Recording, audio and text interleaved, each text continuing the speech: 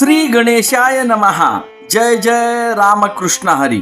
एकतरी ओवी अनुभवावी या भक्तिमय चॅनलमध्ये आपलं सहर्ष स्वागत आहे. आज आपण तिसऱ्या अध्यायातील महत्वपूर्ण ओवी अनुभवणार आहोत. चला तर मग ओवीला सुरुवात करूया. एथ वडील जे जे करीती, तया नाम धर्म ठेविती, तेची येर अनुष्ठिती, सामान्य सकळ. प्रस्तुत प्राप्त प्रसंगी निवडलेली ही ओवी ग्रंथराज ज्ञानेश्वरीच्या तिसऱ्या अध्यायातील असून 198व्या क्रमांकाची ही ओवी आहे. ह्या ओवीच्या माध्यमातून माऊली आपल्याला केवळ आध्यात्मिक ज्ञान न देता सामाजिक आणि नैतिक जबाबदारीचं भान करून देत आहेत. माऊली सांगतात, या जगात थोर म्हणून जी व्यक्ती आहेत, जी मोठी लोक आहेत, जे काही आचरण करतात त्यालाच सामान्यतः लोक धर्म मानतात आणि त्याच मार्गाचे अनुकरण सर्वसामान्य माणसं करताना दिसत असतात. मोठ्या माणसांनी काय आचरण करावं आणि लहान माणसांनी काय अनुकरण करावं किंवा सामान्य माणसांनी काय अनुकरण करावं ह्याच्या संबंधाने ही ओवी आहे. आता ह्या ओवीला थोडंसं सखोल स्पर्श करायचा आपण प्रयत्न करूया. माऊली येथे वडील हा शब्द केवळ वयाने मोठ्या व्यक्तीसाठी वापरत नाही, तर जे पदाने, ज्ञानाने किंवा अधिकाराने मोठे आहेत अशा सर्वांसाठी वापरतात. समाजात ज्यांच्याकडे पाहून लोक शिकतात अशा नेत्यांनी, पालकांनी, गुरूंनी, कीर्तनकारांनी, प्रवचनकारांनी लक्षात ठेवले पाहिजे की त्यांचे प्रत्येक पाऊल हा इतरांसाठी एक आदर्श बनत असतो, एक अनुकरण बनत असतो. म्हणून ह्या सर्वांनी स्वतःचे आचरण शुद्ध ठेवणे हे खूप महत्वाचे असते. जर ही मोठी माणसे असत्य बोलत असतील तर नेहमी खरं बोलावे हा उपदेश लोकांना कधीच पटणार नाही. लोक तुमच्या शब्दाकडे नाही तर तुमच्या कृतीकडे पाहून आपला मार्ग ठरवतात. माऊली म्हणतात, धर्म म्हणजे केवळ पूजा अर्चा नव्हे. जी मोठी माणसं, जी श्रेष्ठ माणसं जे काही करतात त्यालाच लोक धर्म म्हणतात. याचा अर्थ असा की जेव्हा एखादी कर्तृत्ववान व्यक्ती नीतिमत्तेने वागते तेव्हा ती नीतिमत्ताच समाजाचा धर्म बनते. या उलट जर प्रभावशाली आणि कर्तृत्ववान व्यक्ती चुकीच्या मार्गाला लागली तर समाजही त्या चुकीच्या मार्गाला चालतो आणि ती चुकीचीच पद्धत स्वीकारतो. म्हणूनच सामान्य माणसं जर नीट वागावं असं वाटत असेल, धर्माने चालावं असं वाटत असेल, तर जी श्रेष्ठ म्हणून आहेत, जी मोठी म्हणून माणसं आहेत, त्यांनी स्वतःचं आचरण शुद्ध ठेवणं हे खूप महत्त्वाचं आहे. या ओवीला समजून घेण्यासाठी पुराणातील काही प्रसिद्ध कथाच्या माध्यमातून या ओवीचा आशय समजून घ्यायचा आपण प्रयत्न करूया.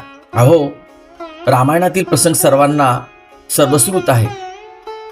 जेव्हा कैकेयीने एक वरदान मागून घेतलं की प्रभू श्रीराम वनवासाला जावे आणि भरतानी राज्य करावं, त्यावेळी सर्व प्रजा प्रभू श्रीरामाच्या बाजूने होती की प्रभू श्रीरामच राज्य केले पाहिजे. असं असताना सुद्धा केवळ पितृवचन पालन करण्यासाठी म्हणून, समाजासमोर एक आदर्श ठेवण्यासाठी म्हणून प्रभू श्रीरामांनी वनवासात जाण्याचा निर्णय घेतला. अहो, खरं पाहता प्रभू श्रीरामाला राज्य सोडण्याची गरज नव्हती, कारण संपूर्ण प्रजा प्रभू श्रीरामाच्या बाजूने होती. पण प्रभू श्रीरामाने विचार केला, जर मी आज माझ्या स्वार्थासाठी माझ्या पित्याचं वचन मोडलं तर भविष्यातली कोणतीही संतान, कोणतीही मुलं आपल्या आईवडिलाचा सन्मान करणार नाही. म्हणूनच प्रभू श्रीरामाच्या या आचरणामुळेच रघुकुल रीत सदा चली आई, प्राण जाई पर वचन न जाई, हाच समाजाचा धर्म बनला. आजही आपण प्रभू श्रीरामाला आदर्श मानतो, कारण त्यांनी जे केले तेच जगासाठी धर्म ठरले, जगासाठी आचरण ठरले, जगासाठी प्रमाण ठरले. आता आपण एक चुकीचा परिणाम किंवा चुकीचे आचरण ह्याच्याबद्दल एक नकारात्मक पैलू सुद्धा आपण पाहू. हो, महाभारतातील भीष्म पितामह यांच्या चुकीच्या आचरणाचं आज लोक नेहमी आठवण काढतात. जेव्हा भर सभेमध्ये द्रौपदीचं वस्त्रहरण झालं आणि दुर्योधनाद्वारे वस्त्रहरण होत असताना भीष्म पितामह, द्रोणाचार्य आणि धृतराष्ट्र यासारखे थोर वडील संत मंडळी शांत बसून राहिले. आणि त्याचा परिणाम असा झाला, त्यांच्या या शांत बसण्यामुळे, मौनामुळे दुर्योधनाला वाटले की आपण जे करतोय तोच धर्म आहे.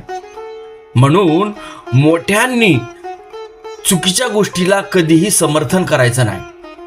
जर चुकीच्या गोष्टीला मोठ्या लोकांनी जर समर्थन केलं तर पुढची पिढी त्या चुकीलाच शिष्टाचार मानू लागते, त्या चुकीलाच धर्म मानू लागते.